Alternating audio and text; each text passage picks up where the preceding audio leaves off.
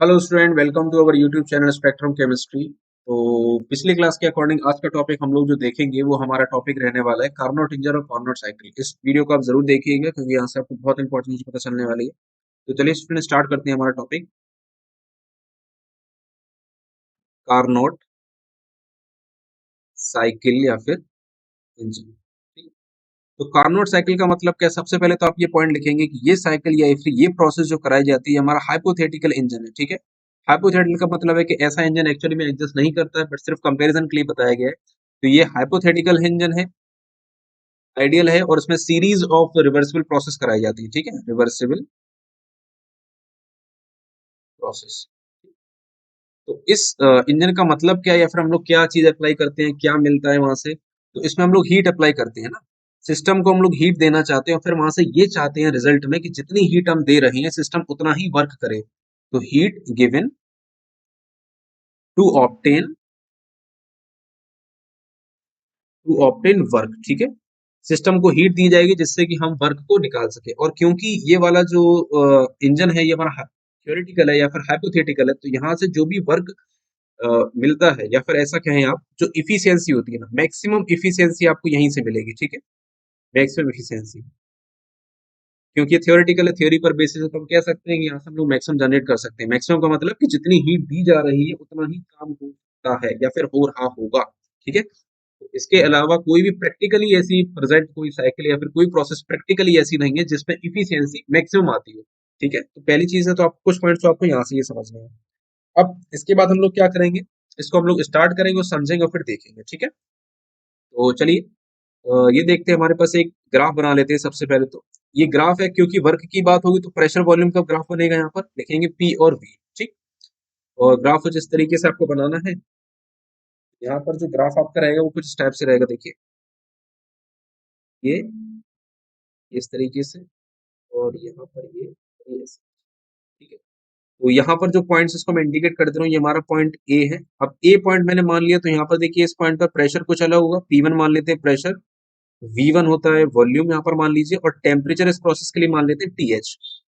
Second point की बात करते हैं। सेकंड पॉइंट हमारा क्या है, बी मान लेते हैं इसको। यहाँ पर प्रेशर P2 है, वॉल्यूम V2 है, और टेम्परेचर क्या है, TC। सॉरी, हाँ TC आपका। अच्छा हाँ, ये तो आपका प्रोसेस आइसोथर्मल है ना। फर्स्ट प्रोसेस आपका आइसोथर्मल है, TH मानेंगे। नेक्स्ट आप देखेंगे ये हमारे पास C लिखा हुआ है, इसको अगर हम मार्क करें तो ये मान लीजिए P3 प्रेशर रहा होगा, V3 वॉल्यूम होगी, जो टेम्परेचर है वो TC। और इस लास्ट पॉइंट को हम लोग मानते हैं D, जहां पर प्रेशर आपका P4 मान लीजिए, और जो वॉल्यूम है V4 रह जाएगी, और टेम्परेचर TC। ठीक है, तो प्रोसेस क्या है, कहाँ से स्टार्टिंग हो रही है, कहाँ से कहाँ पर जाना है, तो वो आपको ABCD मैंने नोटेशन दी है, तो सिमिलरली उसी के हिसाब से ट्रेवल करेंगे। सबसे पहले हम लोग A से B जाएंगे बाई आइसोथर्मल प्रोसेस, फिर B से C जाएंगे एडियाबैटिकली, फिर C से D जाएंगे आइसोथर्मली, और फिर D से A जाएंगे एडियाबैटिकली। ठीक है, तो अब देखिए सबसे पहली स्टेप हमारी क्या है, हमें कहां से कहां तक ट्रेवल करना है, ए से बी तक ट्रेवल करना है। अब ए से बी तक जो हम लोग ट्रेवल कर रहे हैं, इसके लिए मैंने अभी आपको बताया कि ये प्रोसेस जो आइसोथर्मल है। कैसे बोला आइसोथर्मल है? क्योंकि जो टेम्परेचर सेम कांस्टेंट टेम्परेचर पर रिएक्शन कराई जा रही है, सिर्फ प्रेशर और वॉल्यूम में चेंजेस देखने को मिल रहे हैं, तो ये आइसोथर्मल प्रोसेस आपकी होगी। ठीक है, अब होगा क्या, अगर गैस के, देखिए हर एक गैस के पास अपनी खुद की इंटरनल एनर्जी होती है, तो उसके पास खुद की अगर एक्सटर्नल एनर्जी है, इंटरनल एनर्जी है, और आप ध्यान से अगर देखें जो V1 की वैल्यू है, इस पॉइंट पर मैं अगर यहाँ इंडिकेट करूं, ये कुछ थोड़ा सा मेरा लाइनिंग है वो सीधी नहीं आ रही, बट अगर आप समझना चाहें तो ये V1 आपका पॉइंट है, और ये यहाँ पर कहीं आपका V2 पॉइंट आएगा। तो आप ध्यान से देखेंगे वॉल्यूम अगर इस तरफ बढ़ रही है तो V2 है वो ज्यादा है V1 से। अगर वॉल्यूम ज्यादा है इसका मतलब क्या है, ए से बी प्रोसेस, जब हम लोग ए से बी की तरफ मूव कर रहे हैं तो वहां पर होगा एक्सपेंशन। ठीक, तो सिस्टम में हो रहा है एक्सपेंशन, टेम्परेचर बढ़ रहा नहीं है, तो हम ये कह सकते हैं कि सिस्टम अपनी ही एनर्जी को यूज कर रहा है। ठीक है, अपनी एनर्जी को वो सिस्टम क्या करता है, यूज करता है। तो अगर सिस्टम अपनी एनर्जी को यूज कर रहा है एक्सपेंशन करने में, तो वहां से होगा क्या, सिस्टम की जो इंटरनल एनर्जी है वो कम होगी। तो हम लिख सकते हैं क्योंकि यहाँ हो रहा है एक्सपेंशन, तो in the case of expansion, ये मैंने आपको पिछली वीडियो में ही बताया था, मैं दोबारा से बता दे रहा हूँ, अगर एक्सपेंशन होगा तो सिस्टम की इंटरनल एनर्जी कम होगी, जिसके अकॉर्डिंग जो टेम्परेचर है वो भी कम होगा। अब यहाँ आप देखेंगे दोनों तरफ मैंने टेम्परेचर को सेम लिखा हुआ है, इसका मतलब टेम्परेचर कम तो हो नहीं रहा है। तो टेम्परेचर कम ना होने का रीजन ये है कि हम लोग बाहर से क्या करते हैं, इसमें एक सोर्स अप्लाई करते हैं। ठीक है, और उस सोर्स का काम क्या करता है, वो सोर्स इसको लगातार क्या करता है, हीट प्रोवाइड कर रहा है। ठीक है, सोर्स यानी कि क्यू एच मान लीजिए इज अप्लाइड, ठीक है। तो जो जितनी भी हीट अप्लाई की जा रही है वो टेम्परेचर को कांस्टेंट रखने के लिए कारगर है, यानी कि कांस्टेंट को उसका काम क्या है, जो बाहर से हीट अप्लाई की जा रही है वो सिर्फ टेम्परेचर को कांस्टेंट कर रहा है। बाकी जो वर्क डन किया जा रहा है वो किसके द्वारा किया जा रहा है, जो अंदर से इंटरनल एनर्जी है गैस की, उसके अकॉर्डिंग, ठीक है। इतनी तो मैंने आपको अभी बताई थ्योरी। इसके हिसाब से अब हम आगे देखेंगे। तो इस प्रोसेस में अगर हम वर्क डन देखें, क्योंकि ये आइसोथर्मल प्रोसेस है, तो अगर हम 1 मोल की हम बात करें तो W इज इक्वल टू आपका आएगा -RT ln। ये फॉर्मूला हमारे पास होता है V final upon V initial. इस केस में W इज इक्वल टू क्या हो जाएगा, -RT ln V2/V1, ठीक है। और एक चीज देखिए, क्योंकि यहाँ पर डेल्टा U की वैल्यू 0 है, तो हम ये कह सकते हैं Q इज इक्वल टू क्या हो जाएगा, -W आ जाएगा। तो इस रिलेशन से आप ये लिख सकते हैं, जो QH है, ठीक है, QH is equal to W of AB, ठीक है, या फिर आप यहाँ और प्रिसाइजली लिखें -W ऑफ AB। ये इज इक्वल टू आपके पास कितना आ जाएगा, RT ln V2/V1, ठीक है। ये चीज आपको यहाँ से समझनी है। अब देखिए, इस माइनस को मैंने यहाँ मूव करा दिया, इसलिए इस तरीके से अब माइनस आ, ठीक है। तो ये हमारा स्टेप नंबर 1 था। अब सेकंड प्रोसेस की तरफ मूव करेंगे। सेकंड प्रोसेस का मतलब है हम लोग कहाँ से कहाँ ट्रेवल कर रहे हैं, देखिए।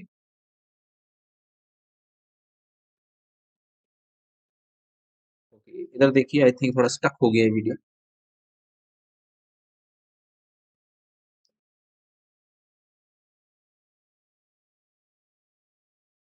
देखिए, सेकंड प्रोसेस की तरफ अगर हम देखें, तो सेकंड प्रोसेस हमारे पास है एक बी से सी की तरफ जा रहे हैं। तो बी से सी क्या हो रहा है, टेम्परेचर चेंज कर रहा है ना, एडियाबेटिकली प्रोसेस है। यहाँ पर क्यू की वैल्यू क्या होगी, 0 के इक्वल होगी। तो यहाँ हम लोग इस तरीके से लिखेंगे, प्रोसेस हमारी कौन सी है, एक सेकंड प्रोसेस आपकी है बी से सी, है ना। आपको कहां से कहां ट्रेवल करना है, बी से लेकर के सी तक। अब क्योंकि ये एडियाबैटिक प्रोसेस है, तो क्यू की वैल्यू क्या होगी, 0। और from the first law of thermodynamics हम ये कह सकते हैं, जो चेंज इन इंटरनल एनर्जी है ये डब्ल्यू के इक्वल आ जाएगा।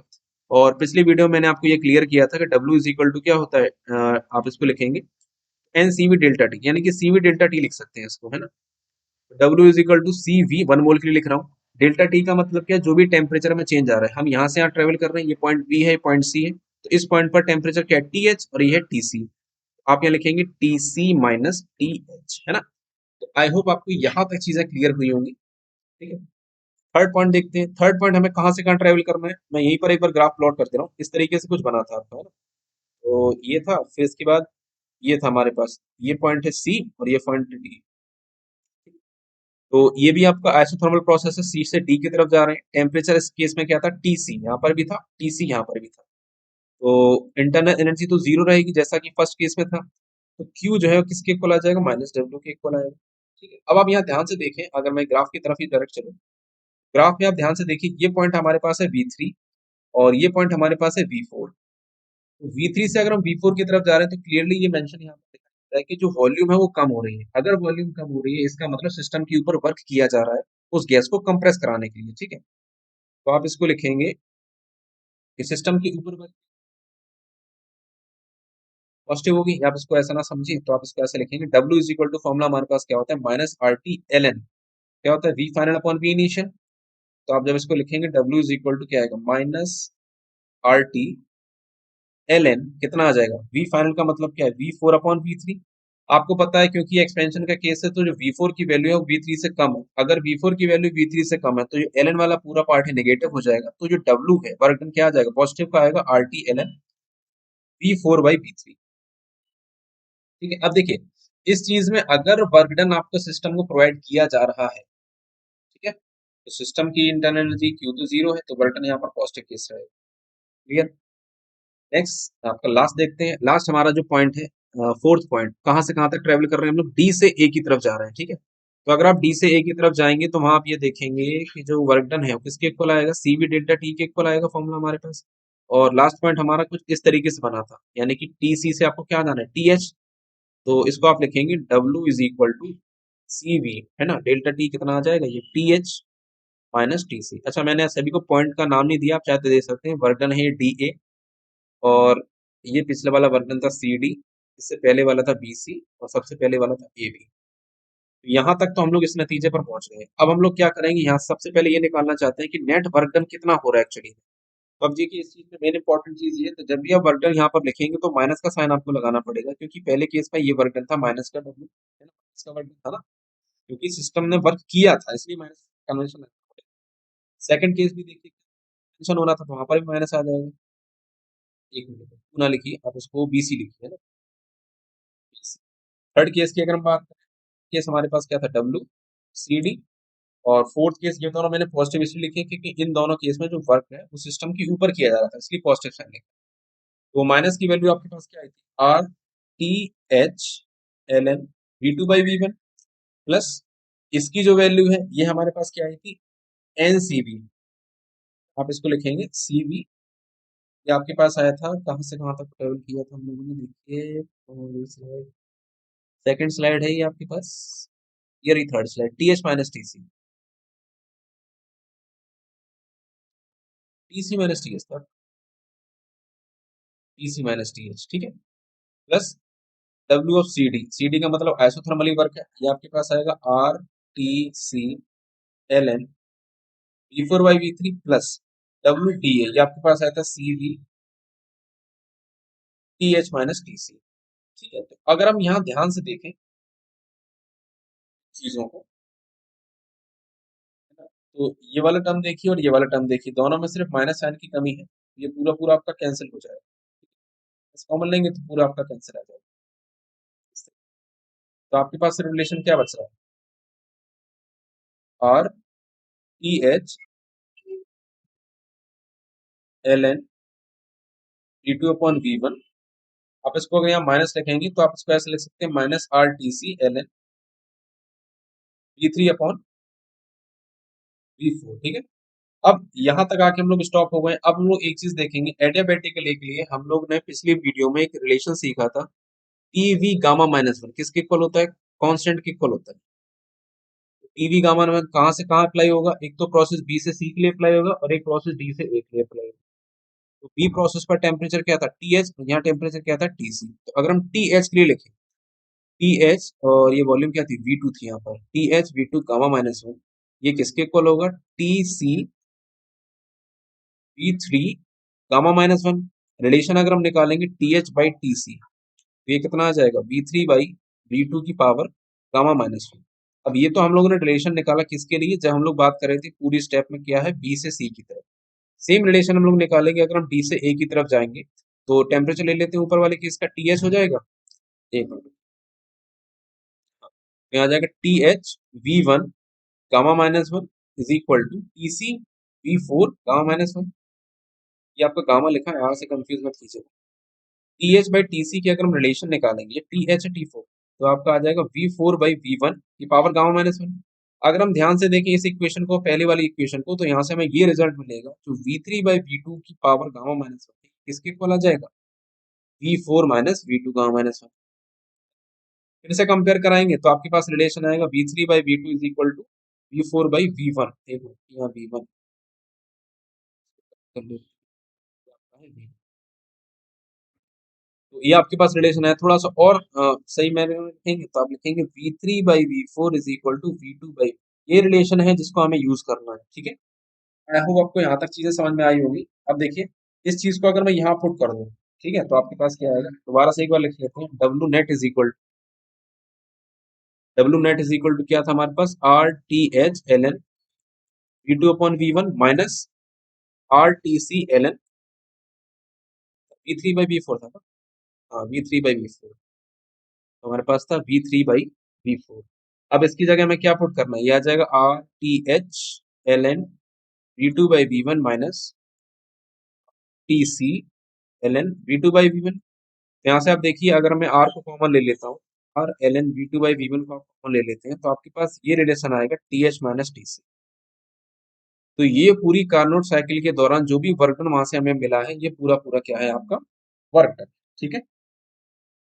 और इसी के अकॉर्डिंग अगर हम क्यू की वैल्यू निकालना चाहें, क्यू क्यू देखिए, टोटल हीट आप निकालेंगे तो फर्स्ट केस में हमने हीट को क्या किया था, सप्लाई किया था, यानी कि कौन सी हीट आई थी, क्यू एच। और माइनस जब करेंगे तो नेक्स्ट केस होगा आइसोथर्मल वाला, है ना, आप देख सकते हैं, इसको डायरेक्टली लिख लेंगे वहां से, तो ये आपको किसके इक्वल आ जाएगा, क्यू सी लिख सकते हैं, है ना। अगर मैं इसको सिंप्लीफाई करूं तो ये भी रिलेशन आपका क्या आएगा, सेम रिलेशन आपको यहाँ से मिलेगा, ठीक है, t l N V two by v one t H minus T c, और सेम मिलना भी चाहिए। क्यों सेम मिलना चाहिए? क्योंकि हम लोग कार्नोट साइकिल में यही तो पढ़ना चाह रहे थे। हमें ये पढ़ना था कि जितनी हीट हमने अप्लाई की है उतना ही हमें वर्क डन मिले, तो जितनी हमने हीट अप्लाई की उतना ही हमें वर्क डन मिला। ठीक है, तो ये चीज तो आपको यहाँ से समझ में आ गई होगी। अगर हम इन दोनों रिलेशन को आपस में यूज कर लें, ठीक है, और देखिए अच्छा हाँ, Q2 का मतलब क्या है यहाँ पर? ये जो QC की अगर हम बात करें, QC का मतलब हो जाएगा नेक्स्ट रिलेशन के लिए निकाला, जैसे आपने, हाँ, जो QS की मैं बात कर रहा हूँ, ये कौन सी प्रोसेस के लिए? A से B के लिए, है ना? A से B से C से D। तो QC या C से D मान लीजिए, तो C से D के लिए आप निकालेंगे तो क्या आएगा? RT2 ln V2 by V1, ठीक है। अच्छा, इस रिलेशन को क्यों लिखा गया? क्योंकि वर्टन का मतलब क्या है, जो कार्नोट साइकिल में हम लोग ये देखना चाहते हैं ना, कि इफिशियंसी निकालनी है। इफिशियंसी का मतलब क्या होता है कि हम कितना हीट प्रोवाइड कर रहे हैं सिस्टम को, और हीट प्रोवाइड कर रहे हैं और फिर कितना वर्क डन हो रहा है। ठीक है, तो ये हमारे पास Q2 जो आपके पास आया है ना, ये मैंने यहाँ गलत कर दिया है, ये QC का मतलब CD नहीं है, ये आपका QH है, ठीक है, क्योंकि हीट सप्लाई तो हम लोगों ने QH की थी ना। तो अगर हम दोनों इक्वेशन को डिवाइड कर दें आपस में, है ना, तो आपके पास क्या रिलेशन मिलेगा? अगर हम W बाई Q2 लिखें, सॉरी नॉट Q2, इसको आप लिखेंगे QH, ज्यादा बेटर रहेगा, W बाई QH। W कितना आया था पिछले स्लाइड में? देखिए ये आया था -R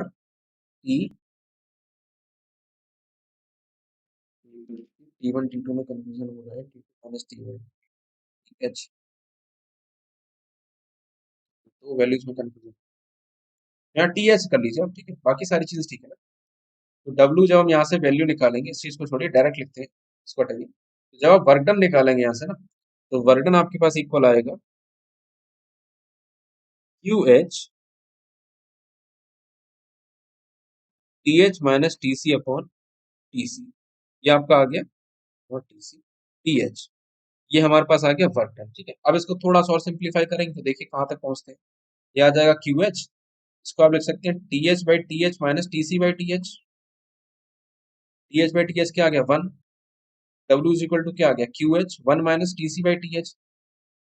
तो यहाँ से आपको क्या पता चल रहा है? देखिए, अब ये वैल्यू जो है 1 से कम आ रही है। अगर ये वैल्यू 1 से कम है तो W कभी भी QH के इक्वल हो ही नहीं पाएगा। कहने का मतलब हम यहाँ से ये कह सकते हैं कि आप कितनी भी सिस्टम को हीट प्रोवाइड कीजिए, पूरी की पूरी हीट जो है वो वर्क में कन्वर्ट हो ही नहीं सकती है। ठीक है, तो इसके बाद हम रिलेशन ये लिख सकते हैं, क्योंकि हमें ये पता है t H minus T c upon t h, है ना, ये वैल्यू जो है, क्योंकि ये 1 से हमेशा लेस देन रहेगी, तो इससे हमें ये फॉलो होता है कि जो वर्क डन है वो हमेशा क्यू एच से कम रहेगा। क्यू एच से कम रहेगा, इस चीज का मतलब क्या है? जितनी भी हीट हम सिस्टम को देना चाह रहे हैं, सिस्टम को आप हीट दीजिए, कोई दिक्कत नहीं, लेकिन उतना वर्क डन वहां से नहीं निकाल पाएंगे। वर्क डन हमेशा कम रहेगा, तो आप लिख सकते हैं इसको, work done is always always less than absorb heat, है ना, एब्सॉर्ब हीट। तो यहाँ से आप इस तरीके से भी तो कह सकते हैं, देखिए आपने कुछ ना कुछ सिस्टम को हीट प्रोवाइड की, जितनी हीट प्रोवाइड की उसके अकॉर्डिंग आपको वर्क नहीं मिला, तो बाकी हीट गई कहाँ? बाकी हीट कहीं ना कहीं तो गई होगी, तो वो हीट कहाँ चली गई है? तो सराउंडिंग्स में चली गई है। ठीक है, कहाँ से हीट ट्रेवल कर रही है? हाई सोर्स से, यानी कि जो हाई टेम्परेचर था वहां से लो टेम्परेचर की तरफ। ठीक है, तो इसी के हिसाब से हम लोग ये कहते हैं, दस, तो इसी रिलेशन की बात केल्विन ने एक रिलेशन बताया था, दस Kelvin stated that second law of thermodynamics as follows. तो यहां से उन्होंने सेकंड लॉ ये बताई थी कि इट इज पॉसिबल, मैं रीड कर रहा हूँ, it is impossible to use a cyclic process to extract heat from a reservoir and to convert it into work without transferring at the same time a certain amount of heat from a hotter to a colder part of the system। उन्होंने ये कहा था कि किसी भी cyclic process को बनाना, या फिर किसी भी साइक्लिक प्रोसेस से हीट को निकालना किसी भी रिजर्वायर से, और उस पूरी हीट को कन्वर्ट करना वर्क में, ठीक है, ये पॉसिबल नहीं है। अगर आपको हीट निकालनी है वहां से तो कुछ ना कुछ वर्क करना ही पड़ेगा। कहने का मतलब घुमा फिरा की बात यही समझ में आती है कि वर्क डन रहेगा वो हमेशा हीट प्रोवाइड से कम ही रहेगा। रही बात इफिशियंसी की, यहाँ से हम इफिशियंसी निकालेंगे, इफिशियंसी को ईटा से डिनोट करते हैं, ये आपका इक्वल होगा work done, output work done जो भी रहेगा, और हीट सप्लाइड यानी कि QH। ठीक है, तो उसको आप दोनों तरीके से ही लिख सकते हैं। रिलेशन आपके पास क्या आता है? TH minus TC upon TH, या इसको ऐसा भी इंडिकेट कर सकते हैं QH minus QC upon QH। ठीक है, तो ये रिलेशन आपने दिखाया। इस चीजों को आप और भी तरीके से इक्वल कीजिए, दोनों को आप इक्वल करेंगे तो आपको एक रिलेशन और मिलेगा यहाँ से थोड़ा सा इक्वल करने का। जैसे मैं अगर कर दूं ना, तो वन माइनस कितना आ जाएगा, t c by t h is equal to one minus q c by q h. One से वन कैंसिल, माइनस से माइनस कैंसिल, एक रिलेशन हमारे पास आ गया, t c by t h is equal to q c by q h. ठीक है, ये हमारे पास एक रिलेशन आ चुका है। ठीक है, इतनी चीज क्लियर है। तो यहाँ से अच्छा एक चीज और देखिए, जो भी हम लोग ने पूरा रिलेशन ड्राइव किया उसमें कहीं भी आपको कोई ऐसी वैल्यू या फिर कोई ऐसा टर्म देखने को नहीं मिला जो कि ये इंडिकेट कर पाए कि किसी एक गैस स्पेसिफिक के लिए ये कार्नोट इंजन वर्क करता है। ठीक है, तो आप लिख सकते हैं इस स्टेटमेंट को, मैं रीड कर रहा हूँ। The efficiency of a machine working reversible depends only on the temperature of the source and the sink। Source के टेम्परेचर और सिंक के टेम्परेचर पर ही डिपेंड करता है, या उस सोर्स के हीट और सिंक की हीट पर ही डिपेंड करता है। ठीक है, it is independent of nature of substance. आप लिख सकते हैं हाईलाइट करके यहाँ पर, independent, independent of nature of substance, यानी कि किसी भी सब्सटेंस पर डिपेंड नहीं करता है। आप किसी भी तरीके की गैस लेके आइए, सबसे आपको एक ही रिजल्ट मिलेगा। कोई भी गैस ऐसी नहीं बनी है जो कार्नोट साइकिल को इक्वली प्रूफ कर दे। ठीक है, इस चीज को हम लोग ऐसे ही बोल सकते हैं, the same idea may be expressed by saying that all periodic machines working reversibly between the same two temperature have the same efficiency. तो हम लोग ये कह सकते हैं जितनी से ज्यादा और भी मशीनें हैं, या फिर आप ये कह सकते हैं आप और भी गैसेस को लेकर के वर्क कराना चाहते हैं, तो उनसे जो आपको इफिशियंसी मिलेगी वो सेम मिलेगी, क्योंकि इफिशियंसी डिपेंड ही नहीं कर रही किसी भी नेचर पर। ठीक है, तो इस स्टेटमेंट को ही हम लोग बोलते हैं कार्नोट थ्योरम। कार्नोट थ्योरम का मतलब क्या है कि, इसको मैं दोबारा रीड कर देता हूँ, all periodic machines working reversibly between the same two temperature. जितनी भी पीरियोडिक मशीन्स है, पीरियोडिक का मतलब साइकिल जो हो रही है ए से घूम के फिर के वापस ए पर आ जा रही है, रिवर्सबली अगर प्रोसेस है और दो सेम टेम्परेचर के बीच में वर्क कराई जाती है, तो उनकी जो इफिशियंसी है वो कभी भी चेंज नहीं होगी, सेम इफिशियंसी आपको मिलेगी। ये स्टेटमेंट आपका कार्नोट थ्योरम के अंतर्गत आता है। ठीक है, तो यहाँ से एक रिलेशन आपको और मिलता है कि it is impossible to convert heat into work without compensation. ठीक है, यानी कि अगर आपको हीट को पूरे तरीके वर्क में कन्वर्ट करवाना है तो कुछ ना कुछ और सिस्टम पर वर्क भी करना पड़ेगा। ठीक है, नॉर्मली आप लोग यानी ये नहीं कह सकते कि स्पॉन्टेनियसली मैंने वर्क करा दिया, हीट दे दी सिस्टम को तो जितनी हीट दी उतनी वर्क मिल जाएगा, ऐसा नहीं है। अगर कराना चाहते हैं तो करा सकते हैं, कोई दिक्कत नहीं। रेफ्रिजरेटर है वो भी इसका एग्जांपल रहता है कि हम जबरदस्ती वहां से वर्क निकालना चाहते हैं ना, तो उसमें हम लोग बाहर से सप्लाई फॉर्म अप्लाई करते हैं, द फॉर्म इलेक्ट्रिसिटी। तो ओके स्टूडेंट, यहाँ तक आपको आई होप आपको थोड़ा बहुत समझ में आया हो। तो इस तरीके की वीडियो को आप बिल्कुल अपना जैसा भी आपको समझ में रिस्पॉन्स अपना दीजिए कमेंट सेक्शन में। Okay then, till then good bye, and मिलते हैं दोबारा से।